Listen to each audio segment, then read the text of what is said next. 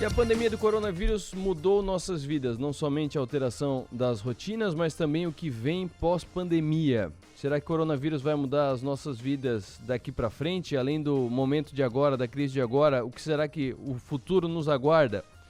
Professor Luiz Rasquilha, muito obrigado pela atenção conosco aqui na Som Maior.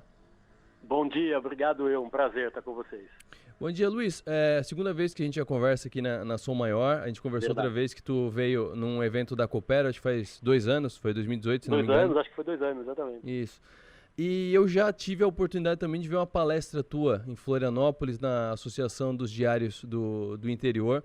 Verdade. E eu acho muito interessante que a gente comece a entrevista contigo explicando como é que funciona esse estudo do futuro, sendo que quando alguém fala que consegue prever o futuro ou dizer o que vai acontecer no futuro, sempre vem aquela palavrinha de charlatão atrás, parece coisa meio dividente e tal.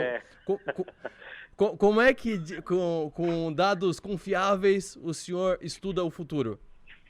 Bom, a gente faz parte da Inova, do qual eu sou o CEO, é uma empresa global, então é importante dizer isso. A empresa, hoje a matriz é Brasil, a divisão que eu dirijo, mas a área de pesquisa base tem 30 anos de vida, começou na Holanda, é a maior empresa do mundo de pesquisa de cenários e tendências. Quando a gente fala de futuro, a gente fala de tendências, ou seja, aquilo que potencialmente vai acontecer mediante a nossa observação da realidade hoje. Então, quando a gente hoje observa de diferentes pontos de vista, diferentes fontes de informação, acadêmicas, profissionais, comportamentais, e quando encontramos, a lógica é muito simples, quando a gente encontra pontos em comum em diferentes lugares do mundo que não se conectam ou que não têm uma relação direta, talvez aí esteja uma tendência.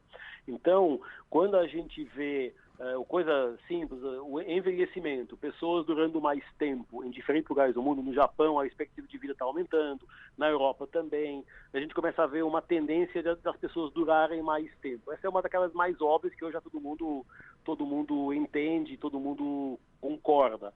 Mas quando se fala em futuro, há sempre aquela sensação de meio vidente, bola de cristal, não é nada disso.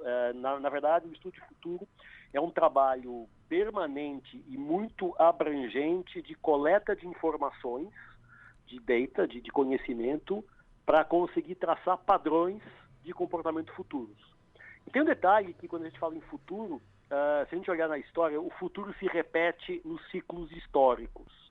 Ou seja, quando a gente olha para o passado, nós encontramos também sinais do que pode ser no futuro. A única diferença é que o futuro anda mais rápido. Então, os nossos avós, que ainda tem avós, os nossos avós vivenciaram 1 ou 2 grandes mudanças na sua vida, os nossos pais 3 ou 4, e nós estamos aí com 10 ou 15. Então, a tentação é que a coisa anda mais rápido. Então, o estudo de futuro, tem um monte de ferramentas, tem um monte de metodologia, não vou perder tempo com elas aqui, mas de prospectiva e de foresight, que é tecnicamente como a gente chama, é uma abordagem de tentar antecipar o que vem pela frente e, com isso, pelo menos reduzir a incerteza das decisões, reduzir a incerteza. Então, a gente fala que o futuro não é uma caixa negra, não é um bicho estranho. Ele consegue nos dar pistas, se estiver bem atento e com a cabeça focada, olhando para frente e não tanto olhando para trás, a gente consegue antecipar muito bem o que vem pela frente. E aí depois depende, obviamente, de negócio, de região,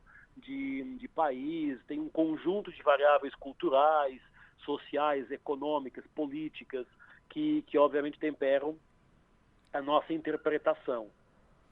Tirando ainda o fator coronavírus, que pelo menos para o cidadão comum parece que pegou as previsões e jogou num canto e para recomeçar a prever. Mas numa situação normal, qual é o espectro de previsão confiável? Com esses estudos, esses dados, dá para olhar quão longe no futuro?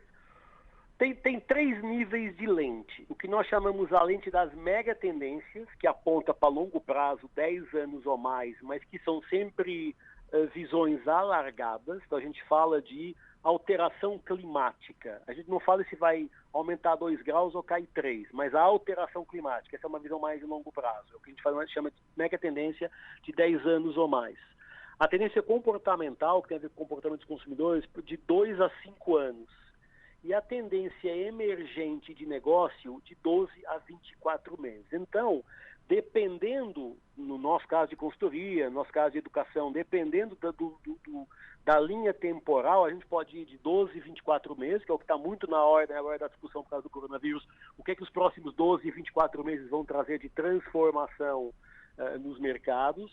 Há uma lógica mais de longo prazo, 10 anos, 20 anos. Normalmente, a grande maioria dos projetos de longo prazo apontam para 1, 2 décadas, para termos os grandes cenários de transformação.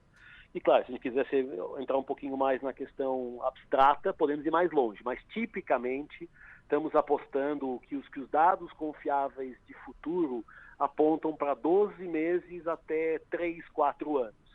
E, claro que, obviamente, isso requer uma correção permanente. Não é aquela coisa, eu estudei agora um determinado fenômeno para os próximos 5 anos. Não significa que daqui a 3 meses, 6 meses ou 1 ano, não precisa fazer um ajuste de rota, porque não é não é escrito na pedra, aquela coisa, então você fala que acontece nos próximos 5 anos só acontece isso. Não, podem acontecer outras coisas e a gente tem que corrigir a rota. O grande segredo, e o que eu falo muito para os nossos clientes da divisão de consultoria, este é um fenômeno, quando a gente entra numa visão de tentar estudar o futuro, é uma coisa que tem que ser permanente.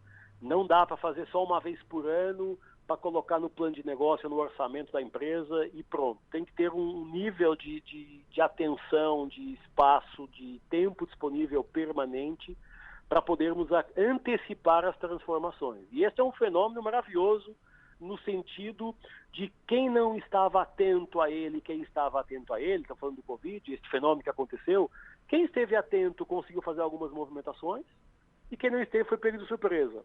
Porque é uma coisa que a gente tem que estar sempre olhando. A grande maioria da população do mundo, 95% das pessoas, no Réveillon em dezembro, dificilmente antecipariam que nós estaríamos confinados 3 meses depois. Mas quem olha para os cenários de uma forma mais aberta, vê que há mudanças acontecendo. Então, tem uma base científica, academicamente validada, e, obviamente, tem uma base de incerteza, como tudo. Não há ninguém que possa dizer esta previsão de futuro acontece com 100% de garantia.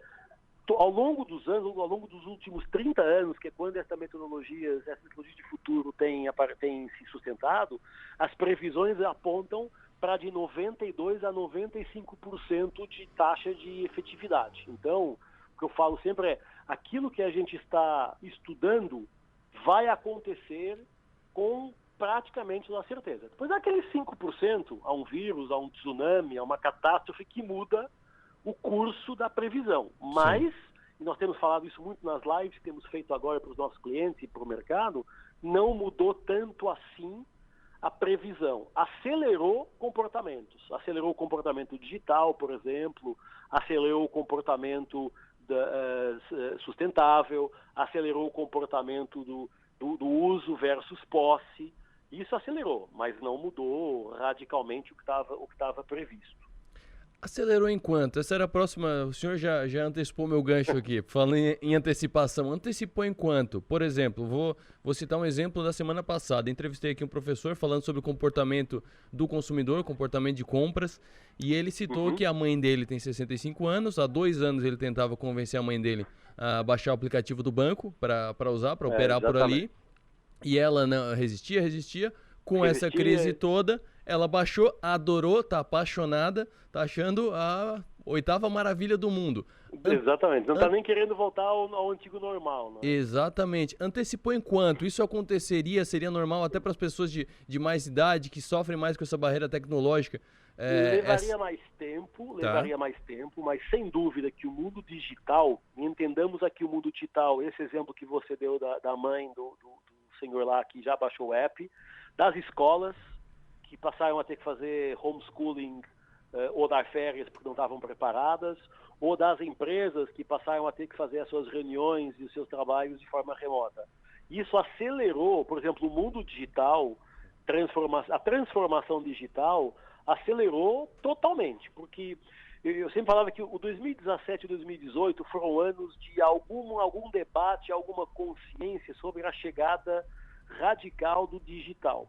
o 2019 e o 2020 seriam anos para as empresas começarem a mudar os seus comportamentos. Só que esta chegada agora, esta infeliz chegada deste vírus, fez com que todo mundo, querendo ou não, passasse a ser digital. Porque se não for digital, está fora da conversa. E é um outro detalhe, como a mãe dessa pessoa aí, que passou a adorar, o comportamento muda. Porque quando você baixa um aplicativo do banco e vê que ele funciona e que é muito mais cômodo, até mais seguro, quando você vê que de repente você pode fazer a sua aula de casa sem precisar se deslocar para chegar na sala de aula, seja isso ensino médio, ensino superior, o que for, você começa a ver outras alternativas de solução que você não tinha antes. Então acelerou muito. Quando a gente vê principalmente esta transformação digital, ela acelerou exponencialmente, radicalmente, porque agora o desafio é quem não estava preparado ou se preparou e minimamente começa a navegar na conversa,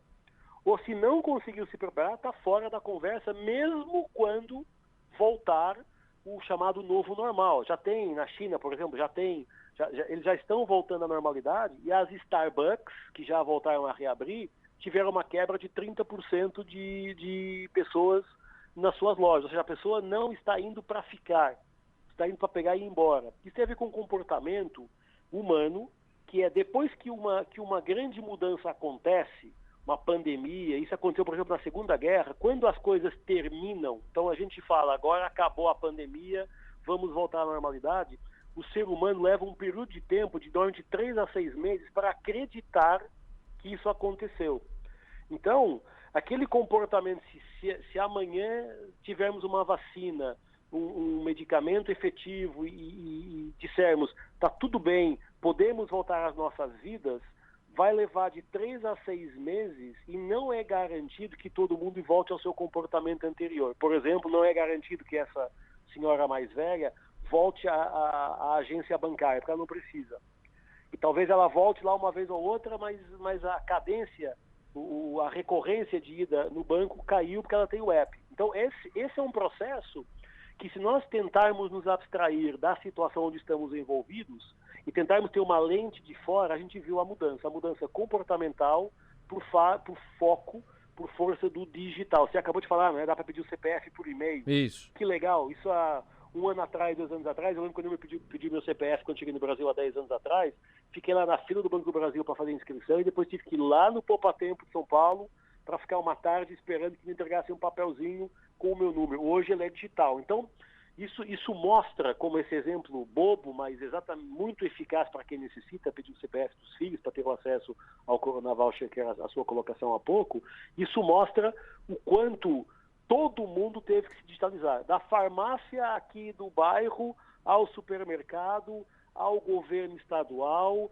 ao banco, à universidade. Temos escolas dando férias aos alunos porque não conseguiram se preparar a tempo para ter as aulas online. Nós temos uma escola de negócios no grupo, está 100% digital, já há 2 anos que era híbrida, e assim que a coisa aconteceu, uma semana de tensão para fazer os ajustes, todas as nossas aulas de MBA, pós-MBA, pós-graduação, está tudo rodando digitalmente. Então, para nós mudou, sempre muda, porque nós gostamos de ter o olho no olho, o estar na sala de aula, o trocar ideia, o abraço, o toque, isso faz parte do latino.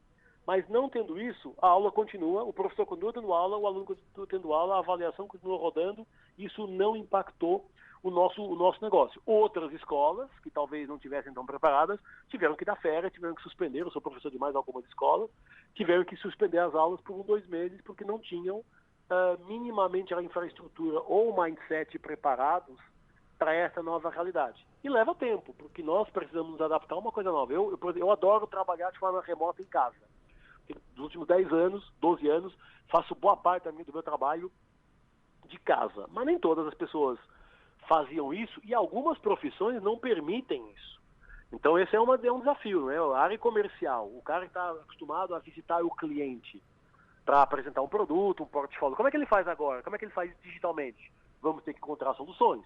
E temos que encontrar soluções de forma rápida, porque tem uns que já estão fazendo. Então, se eu não encontrar uma solução rápida, eu posso perder o meu negócio para o cara do lado que já conseguiu encontrar a solução. Então, é meio que uma corrida contra o tempo das empresas, dos negócios e das pessoas, principalmente, conseguir encontrar uma nova forma de se relacionarem e levarem, obviamente, isso para o seu dia a dia. Porque quando este vírus passar, e ele vai passar, essa situação vai se resolver, a gente vai conseguir voltar a ter aquilo que tínhamos antes, dificilmente retomaremos a ter os mesmos comportamentos. Teremos alguns parecidos, teremos alguns que com certeza não abandonamos, mas de repente eu vejo, peraí, eu não preciso ir, na área A ou na área B da empresa, eu não preciso ir 5 dias para a empresa das 8 às 6, eu posso trabalhar de casa, eu posso trabalhar remoto, e talvez eu vá fazer um equilíbrio de eu vou para a empresa, mas eu faço a minha reunião na minha mesa. Não preciso levantar para subir ou descer um andar ou atravessar a rua para reunir com outra pessoa fisicamente. Posso fazer isso da empresa.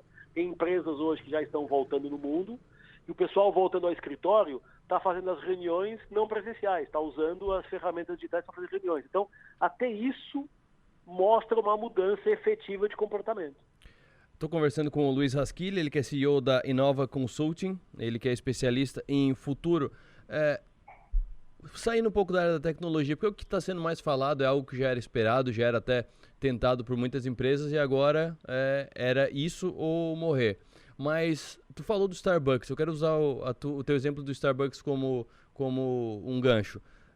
Na Europa, e tu por ter origem portuguesa deve ter mais essa intimidade que eu, mas na Europa, principalmente nas grandes cidades, e Londres, por exemplo, tem a cultura do takeaway, que vai no restaurante e compra a comida para levar embora. Inclusive é mais barato se tu comprar para levar embora do que se tu comer lá dentro do restaurante. Perfeito. Muita gente inclusive senta do lado de fora do restaurante no meio fio para comer, para pagar mais barato.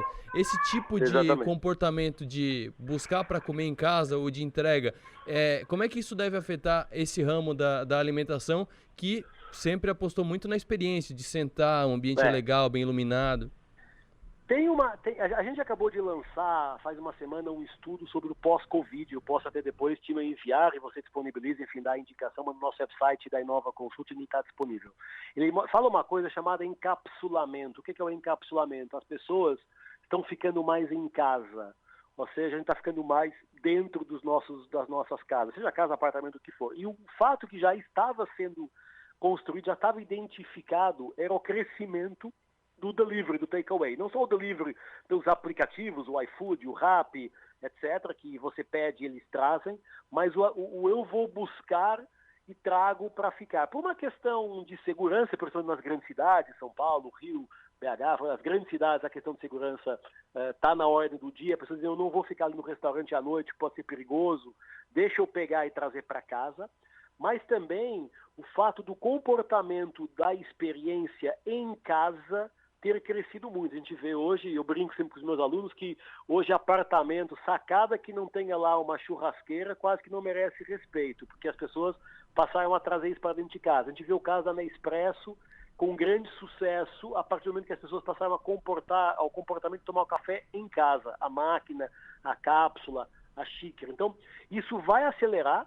A Starbucks, esse é o exemplo da Starbucks, que vai ter que rever o espaço, quantos metros quadrados a sua loja vai ter, porque talvez não precise de tantos metros quadrados, porque muita gente vai chegar, pegar e leva e vai embora. Isso é uma coisa comum na Europa, também por duas questões. Uma questão etária, a Europa tendencialmente tem uma pirâmide etária mais velha, e portanto as pessoas se retraem um pouquinho mais, e por uma questão ambiental, ou questão de tempo, porque, por exemplo, no norte da Europa, o verão do norte da Europa são 17 e 20 graus. Então, não é confortável ficar na esplanada ou no restaurante comendo se estiver muito frio. Isso acontece, mas é um comportamento que está mudando. Aqui, a gente vai viver, está vivendo isso, porque a pessoa fala, peraí, se for mais barato, se for melhor, se me entregarem em casa, por que eu vou sair? Por que eu vou pegar o carro? Por que eu vou enfrentar eventualmente uma blitz e então eu não posso beber? Como é que o meu carro fica no manobrista? Vou de Uber, tá bom, mas será que o Uber é seguro? Então tem um monte de questões que não quer dizer que não aconteça e que não continuemos a ter as pessoas irem jantando no restaurante. Isso vai acontecer. Mas o que a gente tem que ver é que, além desse comportamento, tem uma nova oportunidade. Então o que eu falo é, se eu sou um restaurante e acostumado a ter a sala para as pessoas sentarem e comerem, eu devo manter isso, mas eu também posso abrir e devo abrir uma linha de delivery, porque alguém vai precisar e vai querer esse delivery. E hoje, a gente vê aqui em Santa Catarina, eu esta semana estou em Florianópolis, A gente vê muito restaurante aberto para takeaway, para levar. Então, isso já é um sinal interessante. Daqui a pouco é como o exemplo que você deu da senhora que baixou o app. Puta, tá legal, passa ali, liga, manda um WhatsApp, liga, pega, takeaway, come em casa, faz a sua experiência em casa. Há um momento, em vez de eu sair 4 vezes na semana, vou passar a sair uma, porque as outras 3 eu posso fazer o delivery em casa. E isso tem que ser equacionado pelos negócios para, por um lado, não perderem receita como um todo, e, por outro, encontrarem novas formas de atender os seus clientes. Porque tem especialista em delivery, tem especialista em takeaway e tem especialistas em o que eles chamam come and stay, venha e fique. E eu acho que todos têm que ser especialistas em tudo, venha e fique, takeaway, delivery, tudo que seja necessário para atender o cliente está valendo. E está valendo dentro dessa mudança de comportamento, que as pessoas vão começar a equacionar um pouquinho mais algumas coisas. Shopping center, por exemplo, se fala muito, mas o shopping center vai acabar? Não, não vai acabar. Mas talvez tenham que transformar a sua experiência numa coisa mais de experience center ou entertainment center ou passeio center do que puramente shopping. Porque shopping pelo shopping eu posso comprar online. E a gente já vê shopping centers com sites de venda, com e-commerce deles, que tem todas as lojas lá dentro. Então, no limite, eu falo, olha, eu não vou no shopping porque eu posso comprar da loja do shopping online. Não, mas eu vou no shopping porque tem um bom espaço para cafetaria, ou uma área temática legal, ou tem uma animação. Então, quem trabalha com varejo vai ter que reinventar bastante o seu negócio para trazer, como você falou muito bem, a questão da experiência. Luiz Rasquilha, muito obrigado pela atenção, por essa aula que tu deu para os nossos ouvintes agora. Foi um prazer, muito obrigado eu. Tenha uma boa tarde, bom trabalho. Você também, para todo mundo, muito obrigado. Luiz Rasquilha é CEO da Inova Consulting, que é uma empresa que analisa e investiga tendências. Ele é um especialista em futuro, mas ele é um especialista em futuro baseado em dados.